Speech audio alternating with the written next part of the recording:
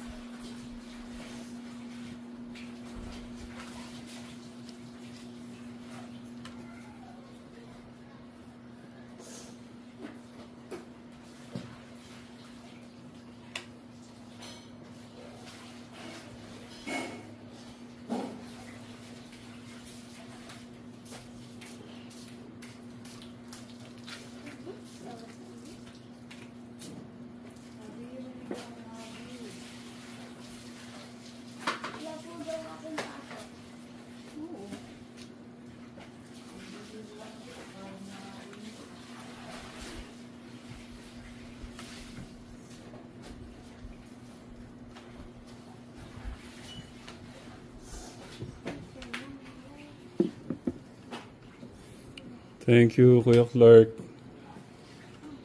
Gusto ko po i-share sa inyo ka Telegram. Kanina pa ako tinutulungan ng bata na to.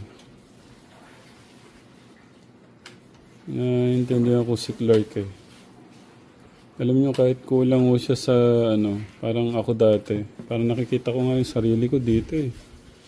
Mahina man ako sa pag-aaral. Parang gusto ko makabawi sa ganito. Kila Nanay Hinda. Dati naman, tumutulong po ako sa sari-sari store, magbilad ng palay, mag-alaga ng baboy. Kasi yun yung parang kaya ko pong gawin. Parang si Clark. Parang ganun. Kahit may na sa pag-aaral, parang mas gusto niyang tumulong sa akin. Parang ganun po yung gusto niya. Pero hindi ko aayano yung kategram. Yung naman ito. Mag-ilo ka dito. Hello po mga katekram. Gusto mo, Clark, gusto mo ganito na lang gawin natin. Huwag ka na mag-aral. Magnegosyo na lang tayo. Huwag ka nang papasok. Ganyan na lang gagawin natin. Anong gusto mo? Dito muna. Into ka muna dyan. Gusto mo, gumawa na lang tayong gumawa ng dishwashing. Huwag ka na mag-aral. Wait lang. Parang inaigit sa tatay. Ito na lang. Mag-ano lang po tayo ng washing po para dumami. Hindi. Dumami. Diba po tayo? Dumami. Patingin ngipin. Nag-toothbrush ka? Aba. Sigurado. Ikaw kuya, patingin. Si Clark. Nag-toothbrush. Ikaw patingin na Hindi rin. pa po siya nag-toothbrush. Toothbrush muna. Okay. Ano yung Yan. Ito. Anong gusto mo? Gawa na lang tayong dishwashing? Para hindi ka na mahirapan palagi. Nakikita pagka nagkusulit to. Ay, nakakawa naman si Ate Ram. Siya lang mag-isa. Okay lang yun. Ang mahalaga kayo. Mag-aaral. Pagka nakatapos na kayo, lahat ng pagod ko mawawala. Bakit? Masaya ako na meron kayong gumaganda yung yun, natututo kayo. Yun naman yung mahalaga sa amin. Ay, sorry ka tayo. Pero talaga, gusto mo ganun na lang. Basta. Ayan. Huwag ka nang mag-aral. Ito na lang. Para tsaka pag ano po, pag, ano yung tatay, pag may mission, sama naman. Yun ang mission at paggawa na lang tayo ng ano. Para di ka na mahirapan. Dahil Ka- kasi si ako, tatay. Nalulong kasi ako sa'yo. Kaso lalaki kang ano, ganyan lang ang buhay mo. Okay lang yung tatay. Ang gusto ko, katulong ka para hindi ka pag-nahirapan, oh. Sabi mo lang, oh, masakit ang katuwang ko. Pinapaligo ko katekram. Sabi ko maligo po siya. Eh gusto niya tapusin daw muna itong mga ginagawa ko. Ayan. Bali gumagawa po ako ngayon ng ano katekram. Gumagawa po ako ng 3 drum po ng dishwashing liquid. Tatay, ano po ba tayo sa pupunta sa mission, tatay? Pero mamaya pa. Hala, mamaya ka pala. Mama mo. Patingin ng ipin. Okay, yan yung nag-toothbrush. Okay, lagi yan. Huwag kakalimutan. Nakalimutan niya pala yung tatay yan. Alin? Pero, Clark, Ay, binibiro lang kita. Mas mahalaga sa akin yung pag-aaral. pag umaga po nililamo. Focus ha, focus. Basta doon pa rin tayo ha. Focus sa pag-aaral. Okay? Okay. Thank you. Mabait din to, si Abby. Lahat ng mga bata katekram, mabait naman eh. May mga minsan, si Clark talagang yung panghihingi po niya, matagal lutong ano, alas yung kasi yung ano niya. Hindi ko din masabing doon na siya lumaki sa ganung pamalinimos po niya, pero si Kuya Lito. Kaya sabi ko kay Clark, sige kung ano, gawa na lang tayo ng dishwashing, huwag ka na mag-aral. Oo daw. Yun ang gusto niya. Sabi ko nga, hindi naman, binibiro ko lang naman. Tignan ko lang, gusto ko lang makita ang sasagot niya.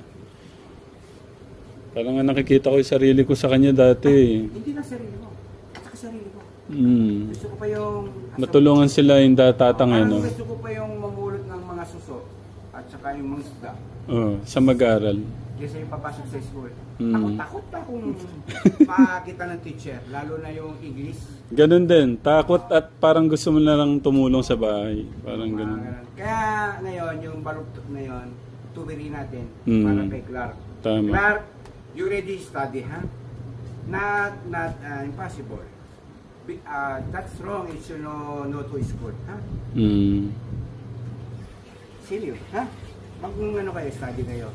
Mali yan. Mali yung nasa isip nyo. Nung kami, alam namin yung nararamdaman namin kung ano yung nararamdaman nyo ngayon. Kaya, baluktot pala yun. At hindi maganda pala yung ating mga... Ano lang yan, siguro mga 1 taon pa matututunan nila na, ay, ang sarap pala mag-aral. Parang ganun. Kasi ngayon, parang hirap sila, hindi pa masyadong maintindihan, tinuturo, kaya akala nila sobrang ganun. Alam niyo na po ibig ko sabihin, Katekram. Pero, yun nga, gusto ko lang ma-share sa inyo, Katekram, kung gaano kabait itong bata talaga na to. May mga ganun siyang problema, pero, siyempre, depende pa paano lumaki at paano siya nagabayan. Ang hirap din magsalita ng ganun, pero ganun talaga eh. Pero inaayos ho natin yun. May yung niya, may mga gawa naman siyang... Oo. Parang gusto niya, doon siya bumawi. Sa ganun nga, parang nga tayo. Para ba, ang niya, may silbi siya. Ganun. Parang may magagawa ba siya na may tutulong o para makita mo rin na siya ay tumutulong. May nagagawa siyang tulong. Tsaka sobrang nakakatuwa yung lagi niyang pag-abot ng tubig. Laging pag-abot ng tubig sa akin. Sabi ko nga, makarap kitang matagal tapos bigla kang abutan ng tubig, hindi ka naman nangingin tubig. Alam mo naman. Minasayang pa ako. Mamasihi pa mo? Oo. Si Clark. Clark! Ano yun, natural niya na Katekram. Parang ginawa niya kay lolo niya pala yun. Kaso nawala na yung lolo niya. Minsan namimiss niya daw ang lolo niya. Ano niya. Sabi ko nga sa kanya kanina, ano ba, gusto mo na akong mamatay kagad? Namalimos na naman daw. Yun ang ano. Yun naman yung ano niya. Pero yun yung aayusin natin, Katekram.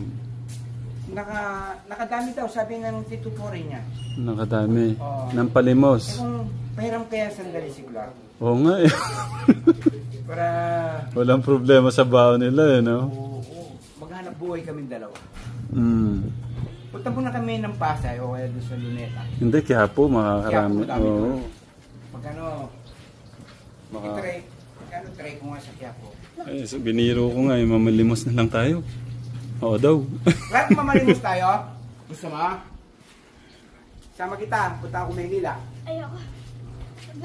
Pakasama ko na kisinan kami. Nangingigapi yan. Ha? Mm. O paano, Tekram, punta muna ako. Ayan. Hindi mo nakita yung ano, sabi niya.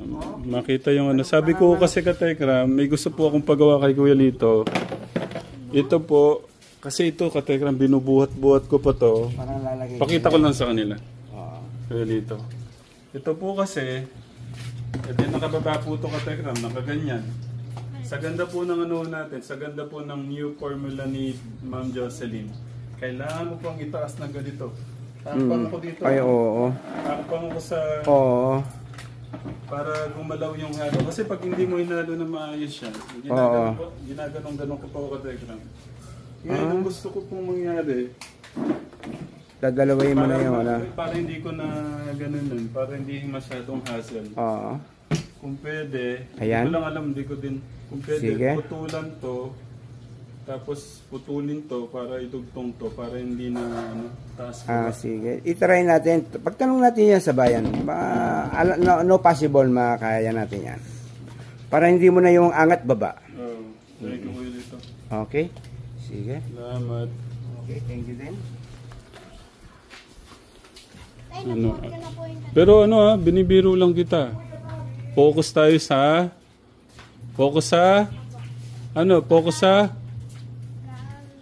pag-aaral. Focus tayo sa oh.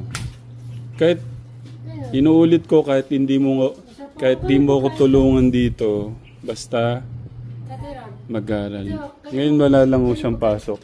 Sa mga ano yan, doon sa bisita kuya. Doon yung ano, yung sa atin.